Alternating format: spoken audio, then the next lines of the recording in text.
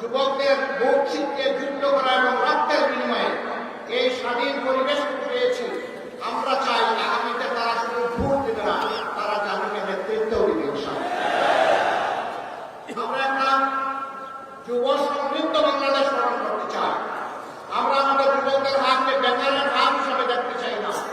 আমরা আমাদের যুবকদের হাতকে উন্নয়নের হাত হিসাবে দেখতে চাই, কর্মীর হাত হিসাবে দেখতে চাই, দেশপ্রেমিকের হাত হিসাবে দেখতে চাই, জনতার পাশে দাঁড়ানো হিমালয় পর্বতের মতো শক্তি হিসাবে দেখতে চাই।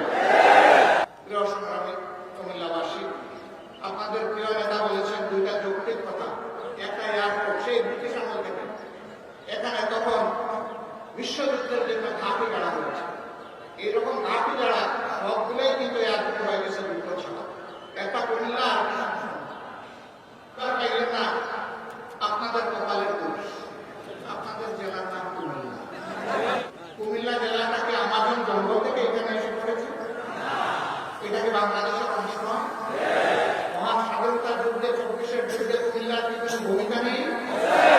যদি কুমিল্লার ভূমিকা কুমিল্লা নামেই রাখার সুযোগ থাকে, আজকে কুমিল্লার নামে বিভাগ দিতে অসুবিধা কেন সেটা আটকে রেখেছিলেন? শেখ মুজিবুর রহমান সাহেব দুনিয়া থেকে বিদায় নিয়েছেন, আর সুবৃত্তি অথবা তার অন্য কিছু সেটার মূল্যায়ন জনগণ করেছে, করবে, করতে থাকবে।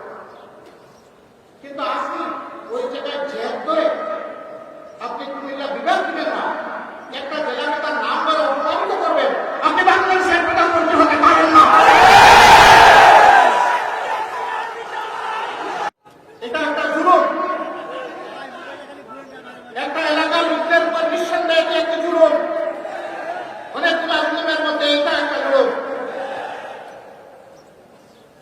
আমরা বর্তমান সরকারকে অনুরোধ করবো, তার তো সব কিছুই রেডি আছে, আপনারা মেহরবানি করে তাদের এই হক মামলাটা কুমিল্লাবাসীকে দিয়ে দেন। নামের জন্য কুমিল্লাবাসী যুদ্ধ করে নাই, বলে নাই সুরমা নদীর নামে করেন, কুশিয়ারার নামে করেন, তিতাসের নামে করেন, এটার নামে